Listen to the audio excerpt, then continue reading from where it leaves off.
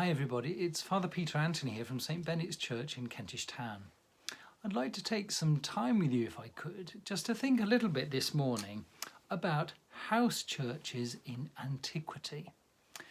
I've heard a lot of people talking recently, both online and in conversations I've had with people, about the question of whether the way we're being forced to worship at the minute, in a slightly atomised way in our homes, is like the kind of thing that the early Christians had to do before the building of public churches. It's a very, very important question. I have to confess, I can't help spotting in some of the descriptions of the life of the early church, and particularly in a lot of the language bandied about house churches, a slightly dewy-eyed idealising of this time of Christian Elysian perfection, where Christians didn't have all the bother of buildings and common fund and should we have them open or shouldn't we, but Christians just effortlessly went around meeting in each other's houses and worshipping together. On one level, it might appear to be a very attractive image of what the Christian life is like. But I'm afraid that I think I want to argue that the reality is far more complicated.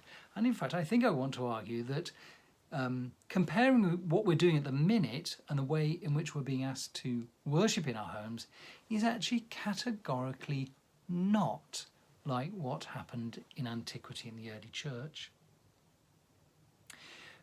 I think the first thing I'd like to say is I want to be very, very wary of anybody that begins a sentence like, in the early church they did X, or after all, in the early church they did Y. One of the most important things we need to remember as we study the early church is that there was a huge diversity of different practices and different opinions in all sorts of different places and at all sorts of different times. Whenever anyone comes out with a daft sentence like that, in the early church they all met in houses, in the early church they all did this, your first response must always be where and when. Where did they do that? And when did they do that? Because the period of the early church is a very long and extensive period, and it covers a huge space of distance, virtually the whole Mediterranean world. Where and when and what evidence are we drawing from when we make these slightly simplified and idealistic assertions about what the life of the early church was? I just want to make 5 points, 5 reasons why comparing what we're doing at the minute to house churches is a bad idea. Point number 1, I just don't think the comparison holds in a sort of really broad terms. I don't think what we're doing now is like what went on in house churches in antiquity. What we're doing now is being required to worship at homes because we mustn't be out and about meeting with other people. There's a very simple reason for it, and it's entirely legitimate for the government to ask us to stay at home and close churches. In order to prevent the spread of this virus, we need to stay at home. And therefore our worship can only be individual if we live alone, or as part of the family or the household that we live with. The house churches in antiquity, however, were not about individuals worshipping on their own. Many of the house churches that we see mention of both in the scripture and in early sources are actually about the whole church gathering together in a place that's large enough to accommodate all the members of that particular church. The house churches of antiquity, I mean, there's a good question. Are house churches more houses than they are churches? There are times when some of these examples look more like houses that are just used every once in a while to accommodate a meeting of the church. Others seem to be buildings which began off as houses and have been almost completely turned into buildings that only function as churches in later periods. If the life of those early house churches is comparable to anything, I think it's much more comparable to the meeting of the church on a Sunday morning in your church building, in terms of that it is a gathering of the whole church. What it is not is individuals praying in their homes, though of course in antiquity individuals will have prayed in their homes, but when people talk about house churches, that's not what we're talking about. And it is specifically not a sort of forerunner of evangelical parochial fellowship groups in which 5 or 6 people gather together to read the scriptures together. That's not what's going on in the kind of house churches that we see described in the scriptures and in early patristic texts. So what was happening? Well, basically, from the earliest times of the Christian gospel through to Christianity becoming a legalized religion in the Roman Empire, you've got about 300 years. Christians have to worship somewhere. Gradually through that time, as Christian communities become larger, they have to start gathering together in the homes of those members of their community that have houses large enough to accommodate them. Usually it was to celebrate the Eucharist together. St. Paul describes for us in 1 Corinthians what it was like for the early church to celebrate the Eucharist. Certainly in the churches that he presided over, what there seems to have been is some sort of corporate communal meal with the Eucharist either tagged on at the beginning, at the end, or appended to the end of the meal.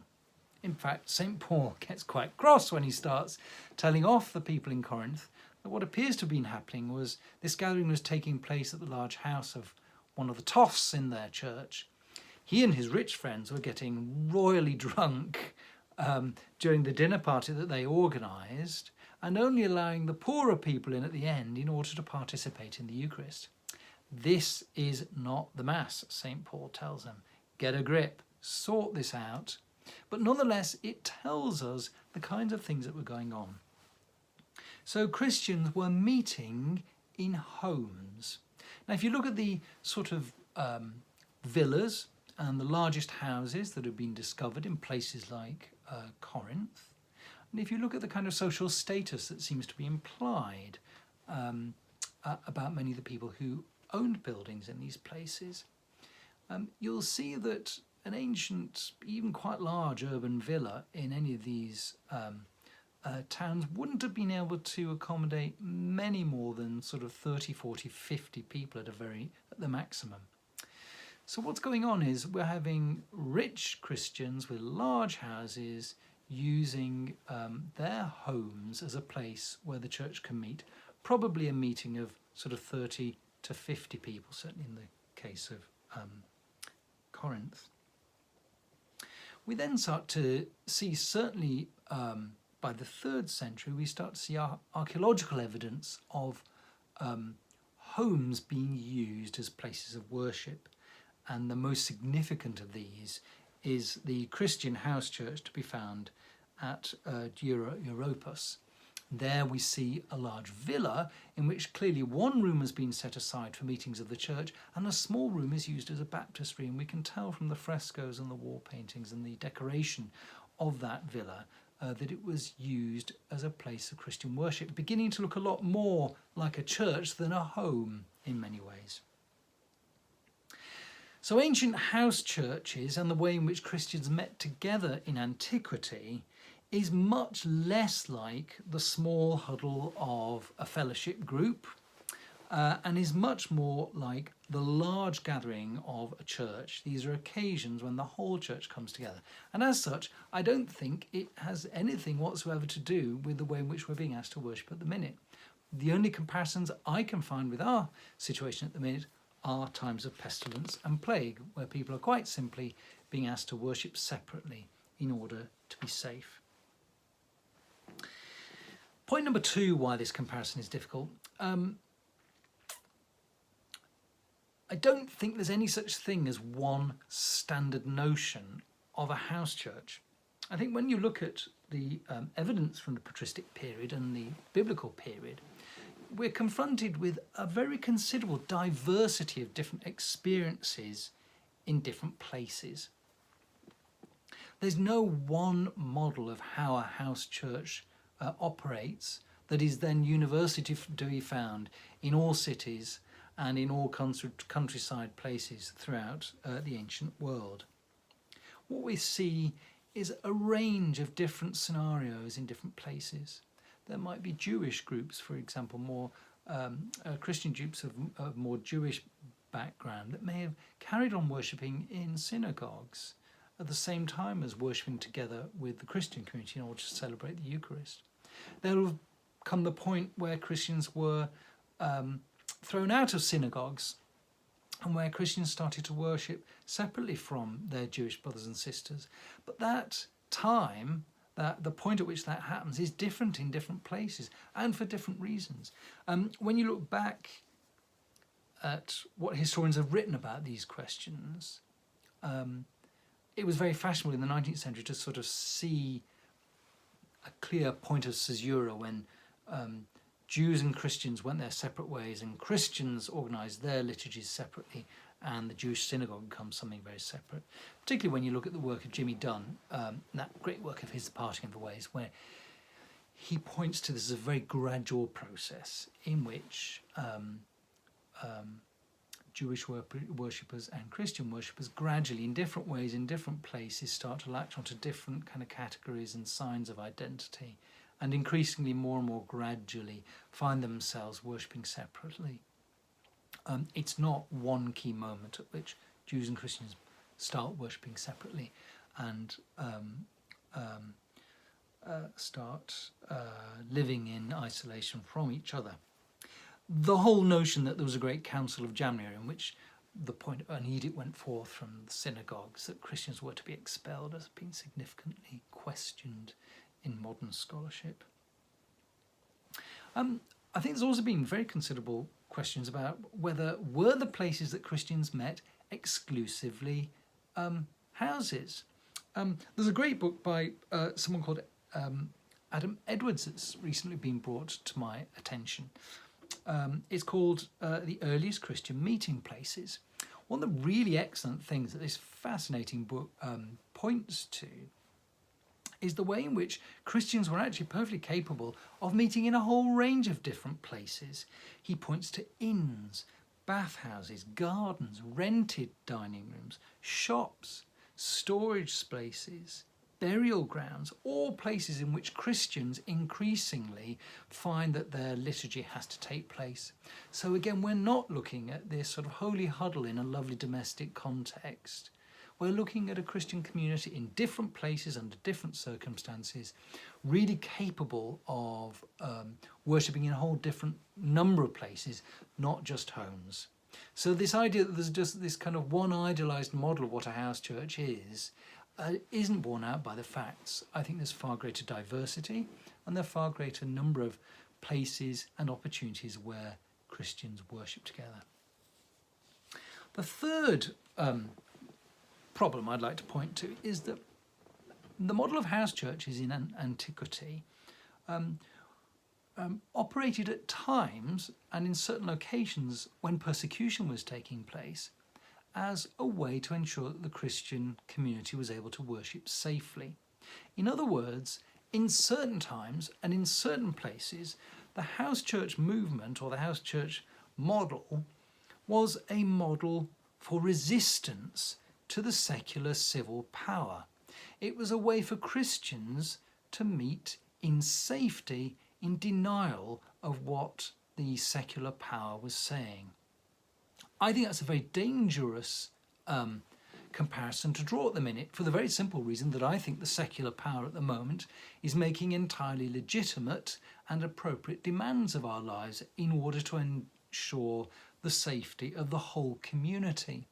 To lionise and to point to a model that is created in antiquity in order to resist the power of the civil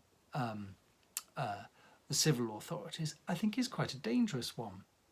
One of the things about meeting in some of these homes of richer patrician members of the community was that they afforded a certain degree of safety. People weren't going to poke around the houses of the more rich, more well-off members of the community.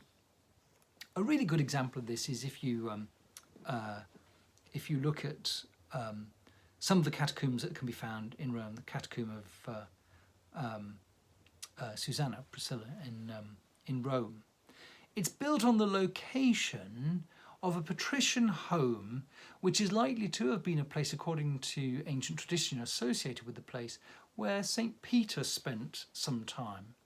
It's a house that's on a main road, the Via Salaria. So it's easy to get away from if he had to rush off at a time of difficulty. It's also just outside the city gates, a place of slightly greater liberty to be able to do things without being noticed by the authorities. What we had there is a really good example of where a house church would meet at a time of difficulty where they really didn't want to attract attention, where Peter could teach and preside over the Roman Church from this slightly sort of out of the way spot just beyond the city walls, but nonetheless on a main road, where he would avoid attention in the villa, in the house of a significant patrician Roman who wouldn't be bothered, and that the authorities would probably not go poking around with. So the main reasons for meeting in certain homes, in certain occasions and in certain times really were safety and capacity. In other words, fitting the largest number of people into a space where they wouldn't be noticed by the secular authorities. That is not what we are doing at the minute. We are being required entirely legitimately, both in the spirit and the letter of the government's present law, to do something very, very different. So one of the problems about lionising a kind of idealised, overly simplistic model of house churches in antiquity is that they were in fact a model of resistance in certain circumstances, avoiding the prying eyes of the authorities, so that Christian worship could take place not exactly in secret very frequently, but without being noticed. And I don't think that's a model at all that applies whatsoever to our present scenario, in which I think it is entirely legitimate for the secular power to make the requirements that it has, and that it's a Christian duty to follow them in order to ensure the safety of all.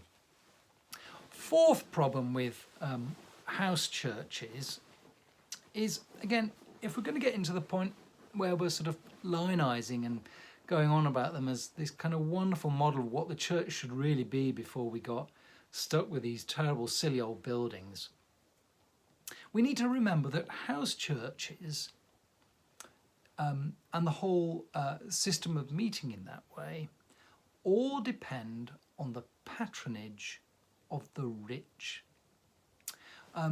In nearly every circumstance that we see house churches emerging and existing in the early church, there nearly always has to be a rich person whose house it is, who can accommodate the large number of people. Now, of course, it has to be said, not all house churches took place in enormous villas owned by incredibly wealthy people. In fact, more often than not, they didn't. They were frequently quite modest homes. But nonetheless, it required a relatively well-off householder to be able to offer his house for the use of the church. We see this throughout the scriptures. There's all these many mentions of Prisca and Aquila, for example, who have put their house in the service of the church in a number of places all over the show, as they share in the ministry of St. Paul.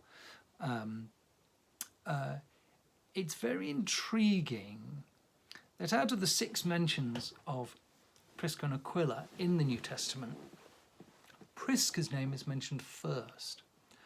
Why would you mention the name of a woman before a man? It'd be very odd. What we know about them is that they're sort of tradespeople. They work in the leather trade, and they sort of support St. Paul on and off in various different locations, give him a bed for the night, and allow the church to meet under their aegis.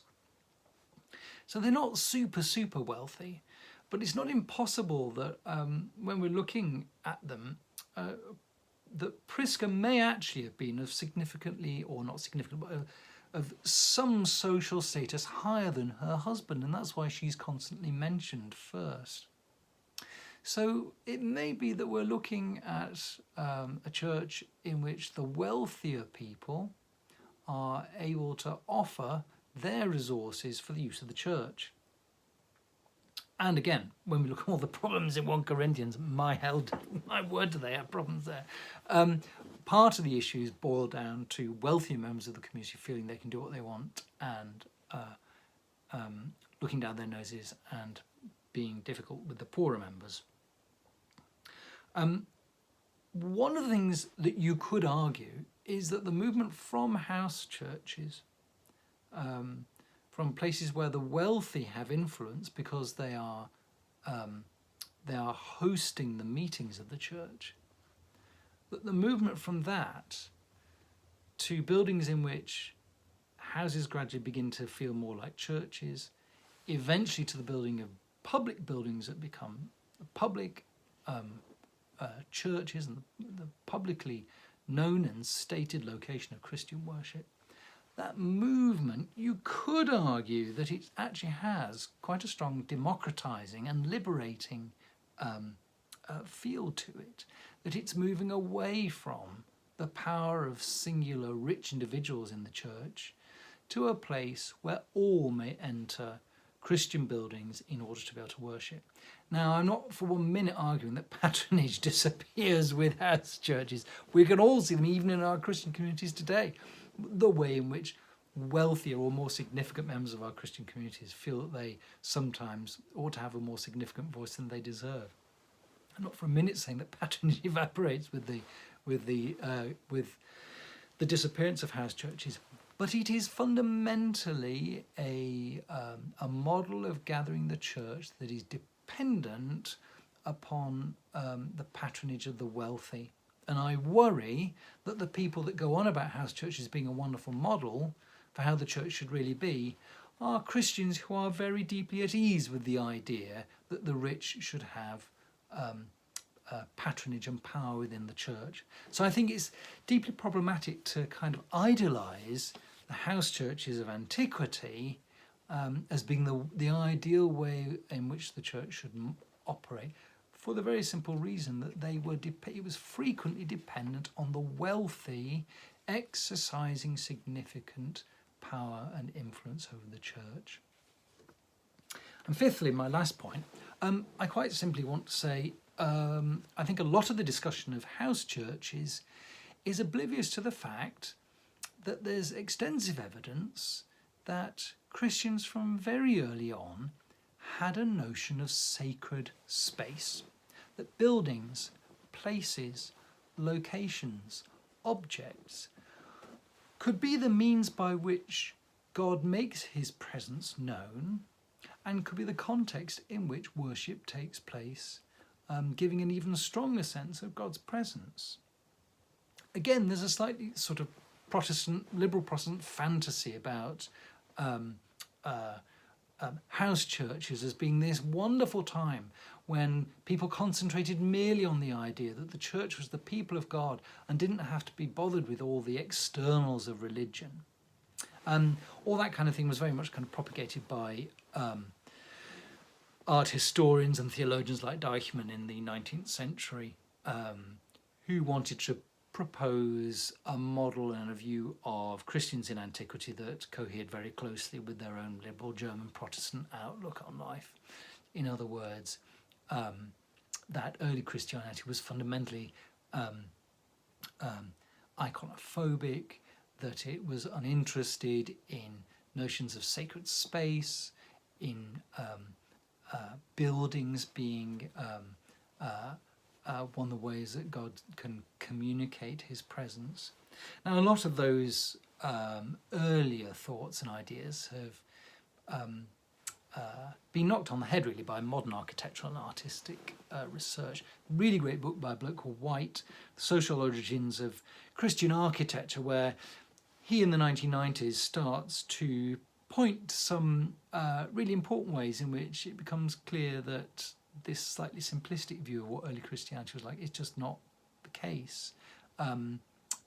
For example, the fact that Christians aren't able to build large churches early on might not be evidence of the fact they didn't want churches, but is more evidence of the socio-economic background from which they come and the political context in which Christian communities find themselves in. It isn't proof that early Christianity is aniconic in some way, or is hostile to the idea of buildings and images being important as key communicators of the Christian gospel. I've recently been put on to the work, the excellent work of James Hadley, who's a curate up in St Albans Diocese.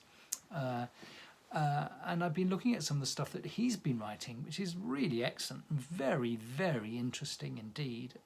His main thesis is that notions of sacred space emerge in Christianity very, very early on, and are particularly to be seen in early Christian architecture.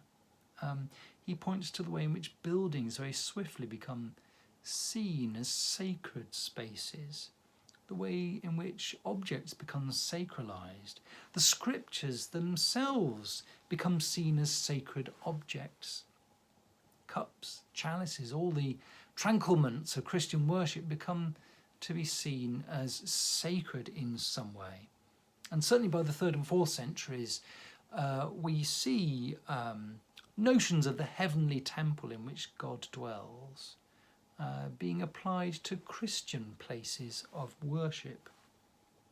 His work's really excellent, I think, and points to all the ways in which very early Christianity is increasingly starting to see the places where the church worships as being sacred space.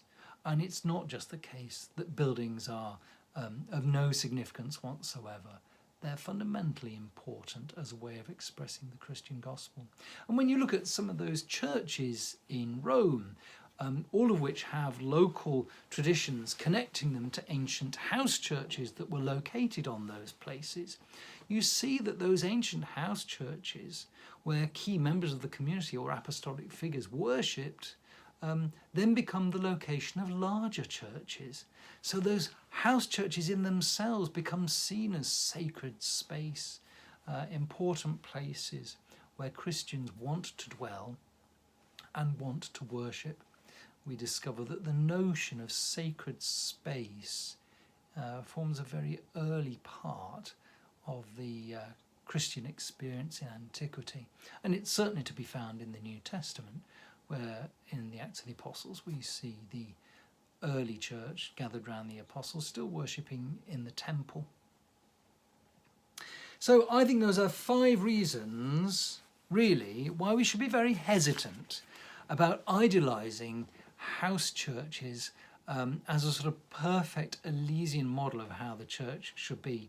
The church has developed through the centuries for a whole number of different reasons into what it is today. I think in God's providence, and our buildings, our locations of worship, are important ways in which God, through the physical, is able to touch and change us. What we're being asked to do at the minute in worshipping alone is an entirely legitimate thing made by the civil power for entirely sensible reasons, which I urge everybody in every context to hold to. Both the letter and the spirit of what the government is requiring of us, it strikes me, is entirely logical. What seems less logical is to point to being required to worship at home as being some wonderful fortuitous opportunity to rediscover what being the real church is. There is no model of house church in antiquity that is akin to what we're doing at the minute. What we're doing is entirely new. That's not a bad thing. It requires us to think and feel and react and work out how God is calling us to worship him. But I think what we do need to be hesitant about is the idea that in antiquity there exists a really simple and ideal model of house church which we are mimicking and echoing today. Strikes me there's far more diversity, far more complexity, and far more distance between what was going on there and what happens today in our homes as we worship together. Well, I hope those thoughts have been of some help to you in thinking about how the ancient church worshipped, and I wish you all well as we battle on in our struggle against this virus and continue under lockdown. So my best wishes to you all.